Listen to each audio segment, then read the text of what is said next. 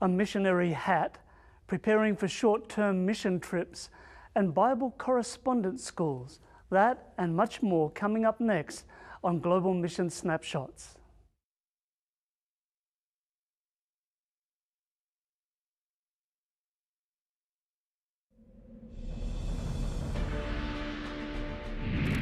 Just before he went up to heaven, Jesus gave us a command. He gave us a mission. Jesus said, "Go. Go unto all the world, telling them of His love." This is our mission. This is our global mission.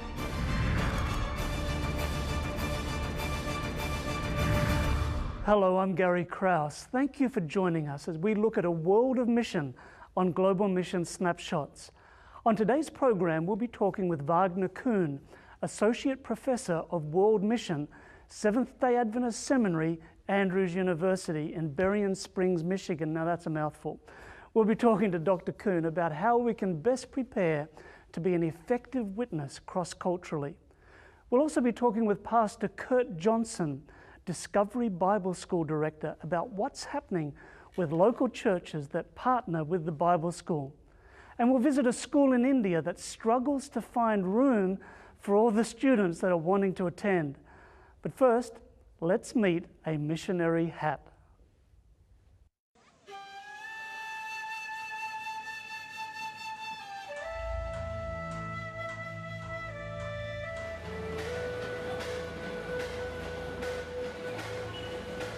Felipe lives in the city of Lima, Peru. He has dedicated his life to sharing the love of Jesus with others. But there was a time when Felipe was searching for his purpose and did not know where to look. He now knows that God's plans can come from the most unexpected places. Felipe was working at a university where he was constantly searching for a sign of what God wanted for his life. Every day he walked to work, passing by some homes and shops. One day on his way to work, Felipe was in a store and saw something that caught his eye. There was a unique hat, and Felipe loved interesting hats. He bought the hat and wore it proudly the rest of the day. Felipe was unaware of the significance of the Adventist logo on the hat. In my work, people asked me if I knew the meaning of the cap, and I said no. They asked me if I was an Adventist, and I said no, I'm not an Adventist. Felipe was curious about what being an Adventist meant, so he went looking for a Seventh-day Adventist church.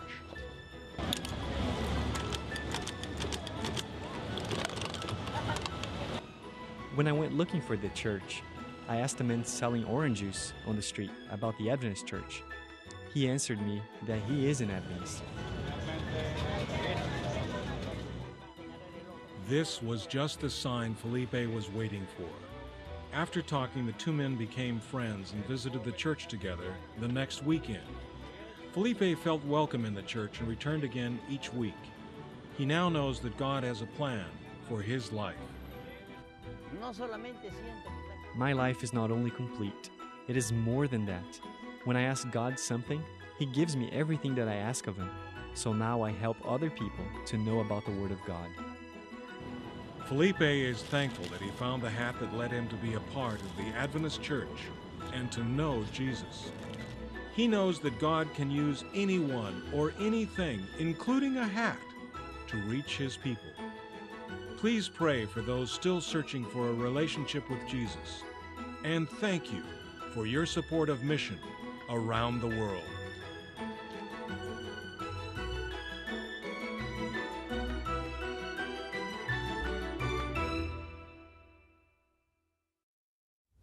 I'm delighted to welcome Dr. Wagner Kuhn from the Department of World Mission at the Adventist Seminary in Berrien Springs, Michigan. That's a mouthful, but welcome, Wagner. I'm glad you can join us. Thank you.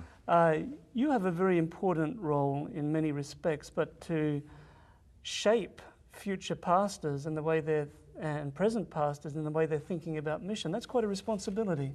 It is indeed, and I take it very seriously. Are you seeing that there is an interest in mission among pastors that you're training?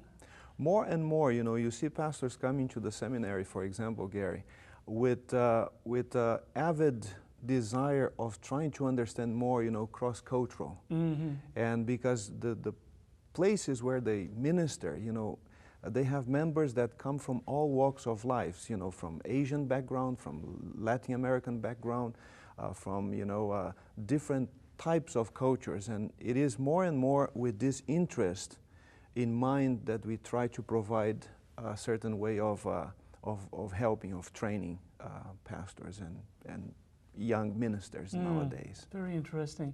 Now, Wagner, I want to talk to you about short-term mission. Okay. It seems today that almost every Adventist church, every organization has some sort of a short-term mission opportunity that they're involving church members in. Can you describe this growing phenomenon? Well, it is certainly a very huge phenomenon that nobody really can touch and define very well. For example, some statistics are saying right now that between 4 and 5 million Americans or North Americans are involved in short-term missions annually. And this I'm talking about Christians in general that go out to do medical missions, orphanage missions, vacation Bible schools, and all kinds of types of ministries, evangelistic meetings and so forth. Out of that, it is estimated that about between 14,000 to 40,000 and even some 70 or 80,000 are Seventh-day Adventists. We don't have very good statistics.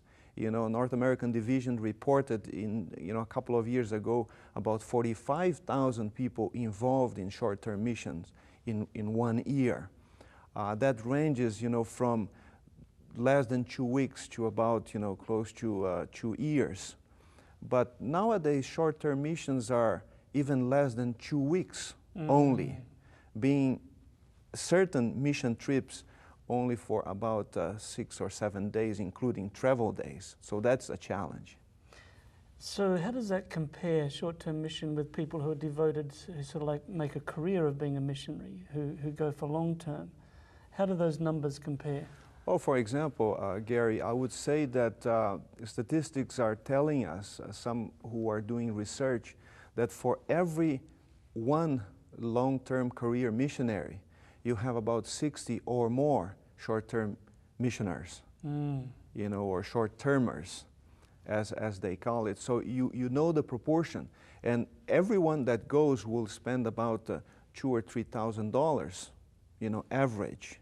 The whole Christian tent makers or those who are Christians out of North America are spending $2.2 billion a year. We don't have precise statistics for the Seventh-day Adventist Church, but those who are studying it are saying that at least $2,000 or $3,000 each person will spend. Okay, now what are the advantages of short-term mission? What benefits is that bringing to the church? Short-term mission can bring a lot of benefits. One of them is that it can create good partnerships for the long run. And if those good partnerships for the long run are developed, then a lot of benefits come, both for those who go and for the ones who receive. I think, Gary, we need to be aware that short-term mission trips are only good when they are good for both parties, those who go and those who receive. So we need to have that in mind. So what counsel would you give to organizations and people involved in short-term mission? What are the things they need to keep in mind to make it effective? Well, first of all, I think they need to look at and ask the questions. Those that I'm going to serve, what do they need? Am I the one to tell them what they need, or should I ask them questions of what is their need? Because many of us who go on short-term missions, we have a personal agenda and we want to do what we think is important, but we don't often ask the questions. Also, and this is very, very important, research is being done, and very few of the groups that go on short-term mission get good training. Usually there's no training involved. There is a couple of hours of certain explanations of logistics, and very little is done in terms of serious training. And this is very important. in order to avoid major blunders and serious problems, you know, with, especially with teens. What sort of damage can be done? One is that, for example, short-term missions can create a spiritual hyper. And usually this spiritual hyper is short-lived. It fades away after a couple of weeks, you know, or a month. People return. So this can be kind of a distorted picture, you know, of what can be done in a long-term partnership. So again, if partnerships are developed and you go 2 or 3 or 4 or 5 times to the same place, then you will know the people who are there and they will know you. There is a bond of trust being created and a spiritual development being effected on both sides. For somebody who wants to do it right and wants to know how to do it better, are there sort of resources to help train them? For example, I have a book here, you know, it's called Effective Engagement in Short-Term Missions, Doing It Right. There are several books, you know, for example, also Passport to Mission, which is a book done by the General Conference or the Institute of World Mission on how to be prepared and being sensitive to minister cross-culturally, to go out of your comfort zone and then minister for those that you aim at. Fantastic. Wagner, thanks for joining us today. And viewers at home, you can go to adventistmission.org to find out more resources for how you can make short-term mission work best.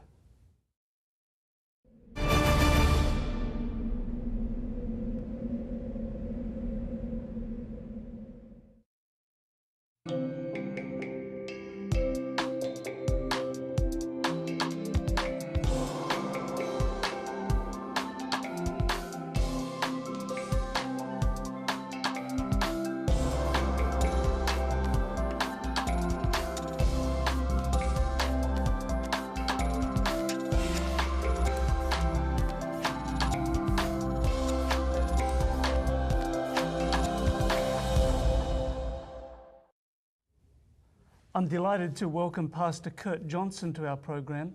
Pastor Johnson cares for Bible correspondence schools around the world. He also directs the Bible School at the Voice of Prophecy and the North American Adventist Media Center. Kurt, thanks so much for joining us. This is a ministry that blankets the globe, but you have an interest in getting as many churches, local churches as possible involved. How does that work? Well, we call them Discover Bible Schools, and our goal is that they become a branch of the Media Center, and so we go in and we help a local church to set up basically a Bible study ministry as an outreach to the local community. And we help the church members to be able to go out and to find people to study the Bible with, and then we share with them there's 5 different ways that we teach them to give those Bible studies to those interests. And that's personal, one-to-one Bible studies, Right. Small groups in a home, correspondence by mail out of the local church. They can study online on the internet, and the use of DVDs. So in North America, how many church members would you estimate get involved in this? Well, we have 2,500 churches in North America that have branch Bible schools. Wow. And so as far as the total members, it varies per church, Yeah. from a handful to a lot more people. Yeah. Now recently you had a major effort in Alaska. Tell us about that. Well, one of the things we do with our Discover Schools is like what we did in Alaska, is we will go into a conference and we will set up a Discover School, a Bible study ministry in every church in that conference. And then we mass mail a Bible study enrollment card which offers free Bible lessons to the person. We mail that to every residence in that entire state. Wow. And then we help the church members to follow those Bible studies up. So like in Alaska, the population is just under 800,000. And there's about 300,000 homes. And so we mailed a card to every home.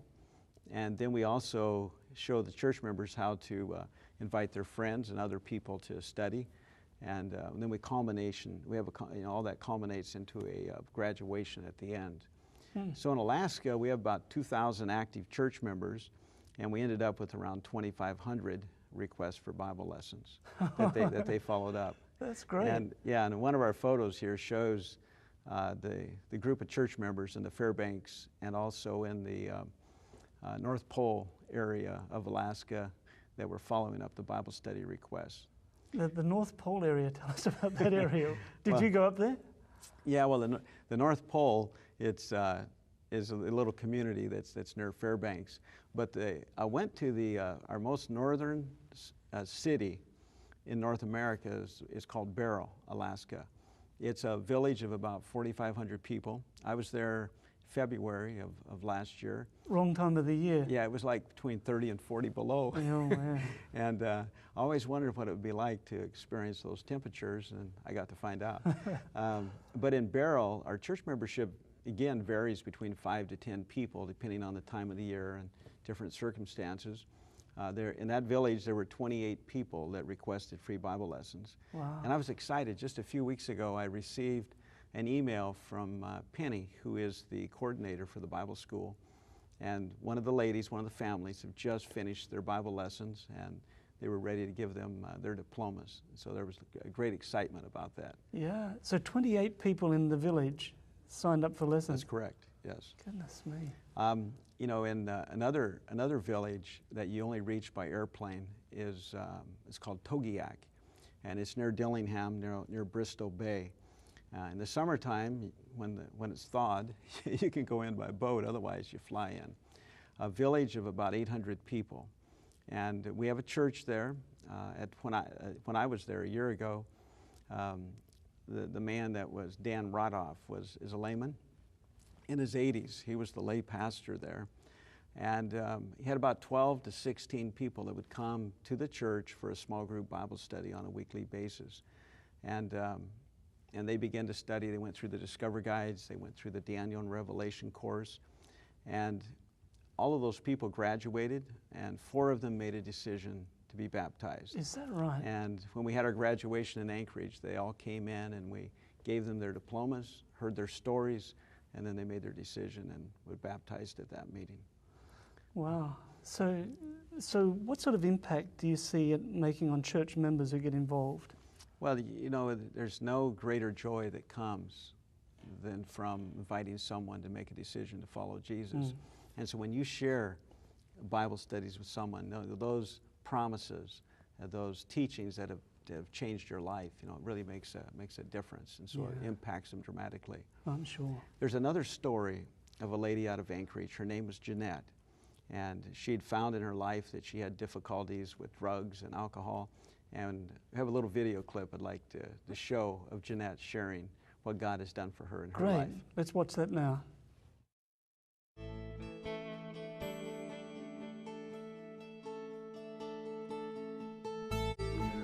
I had addictions and depression. I've had it for 27 years. I walk with the Lord every day, and He's the one who helps me to get off the addictions, like alcohol and drugs. When Reach Alaska became a project for the Alaska Seventh-day Adventist churches, I asked Jeanette, I said, would you like to study the Native New Day Bible studies? And she said, what's that? And I told her they were a set of Bible studies, and that they would encourage a relationship with Jesus for her. And she said, yeah, I would really like that. And so I started sending them to her, and she just started really answering them, getting the answer sheets back to me just back and forth really fast. And so she was all excited about it, and the Holy Spirit has really put those Bible truths in her heart. I was lost. I was into the world. I was. I'm glad I'm no longer in the world now. There's nothing for me out there. As long as I have the Lord in my heart, I'm happy. Our efforts in Alaska culminated in a live graduation program from downtown Anchorage, where Jeanette and several others were baptized. Bible studies are continuing across the state today, with many more baptisms and lives changed. Amen.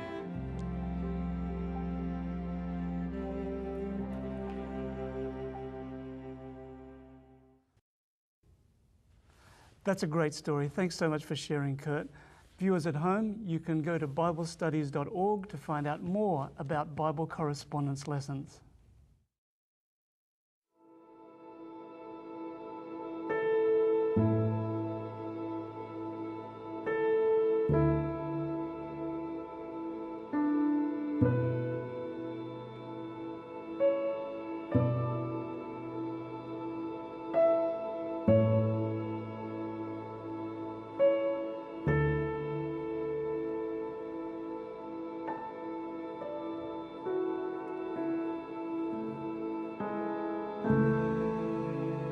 King Solomon wrote in the book of Proverbs that we should train a child in the way he should go, and when he is old, he will not turn from it.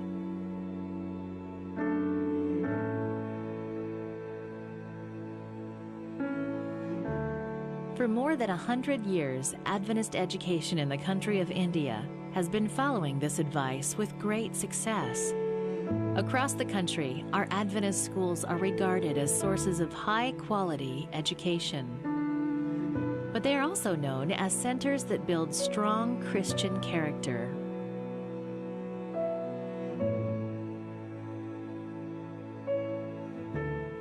These are mission schools. The majority of students who attend are not Christian when they begin their education. One of the oldest Adventist schools in India is the James Memorial School.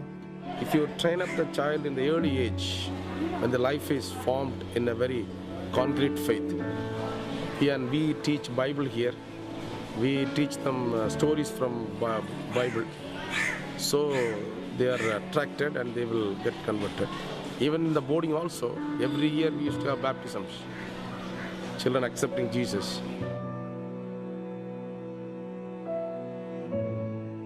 This culture of excellence is attracting families who want the very best for their children.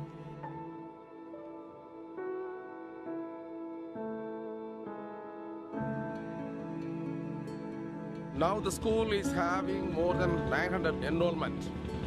Actually, the facilities what we have at present is to accommodate only 500 to 600 students. At present, we are having more than 300. And coming years, we may get more students. So we need classrooms. We are going to build 10 classrooms with a veranda, and each classroom will have 20 by 20 measurement and staircase, and also both the sides we will have the toilets and urinals for students to use. With your financial support of the World Budget and Mission Offerings, new classrooms can be constructed on school campuses across India, like the James Memorial School. Thank you for your support of the mission of the Seventh-day Adventist Church. To find out more, please visit adventistmission.org.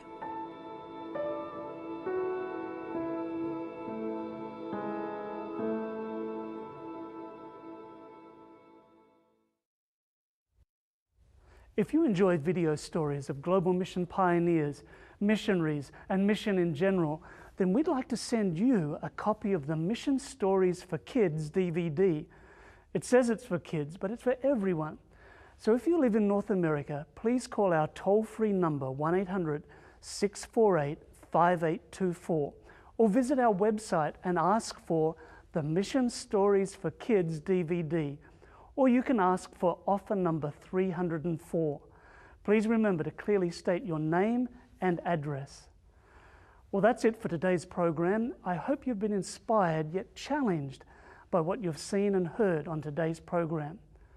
On behalf of Adventist missionaries and church planters such as Global Mission Pioneers who are serving all around the world, thank you for your continuing prayers and financial support of Frontline Mission.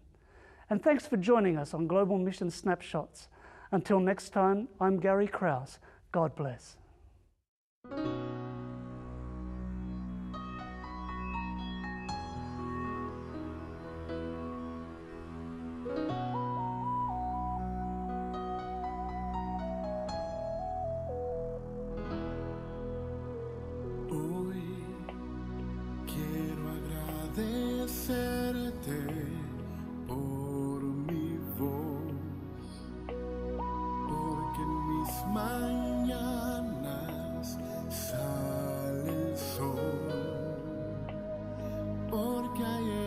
esperanza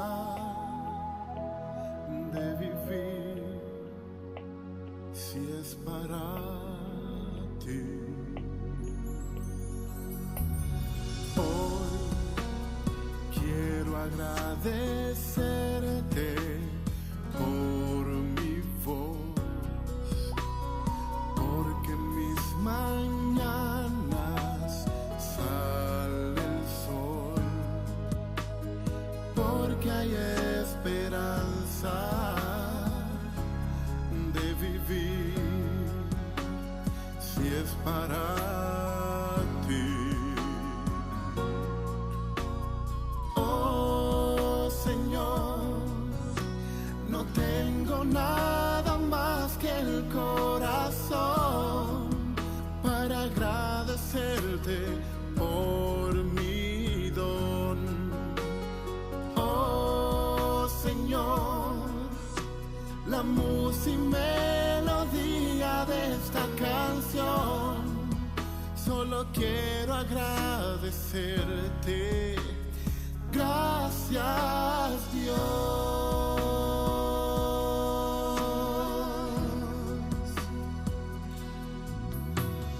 Hoy quiero agradecerte por mi voz, porque mis mañanas sale el sol, porque hay